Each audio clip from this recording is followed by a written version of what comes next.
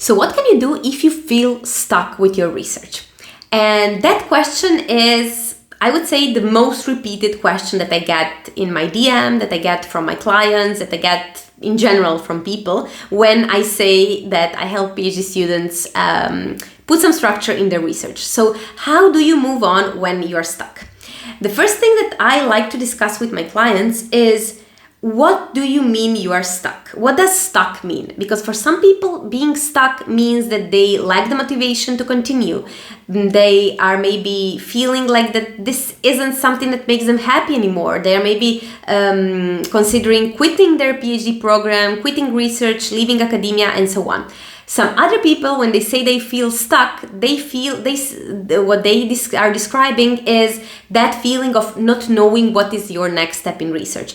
Reaching like a dead end, saying, okay, I tried so many things, but I don't know how this thing works. So what else can I do in order to find out whether my hypothesis can be confirmed or rejected, and so on. So the first thing that I would ask you, if you were my client, is, what does stuck mean to you?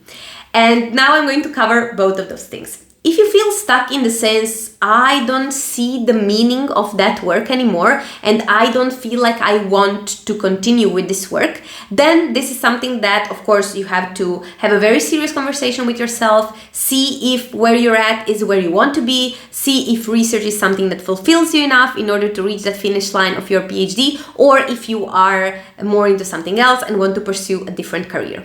However, if you feel stuck with your research, like the research itself, saying, I don't know, what else can I try? What else can I do? I don't know, how will this ever make sense? There are so many questions everywhere and I feel like nothing ever gets done despite me working long hours, the weekends, holidays, and so on. So this thing is something that I can actually help you with, because this is exactly what I help PhDs do, like make sense of your research. And one of the things that happens when you say that you like sort of tried everything and you don't know what to do next, the one thing that I always suggest is to go back to the results that you already have. Because sometimes when we are inside the research project for months, or sometimes even, I would say the majority of times, years, we often forget what was our original question that we tried to answer and what is the work that we already have. Like, what are the results that we already have saying? And this is the first thing that I would suggest you to do. So you go back through your results and actually take a look and say, okay, does this make any sense?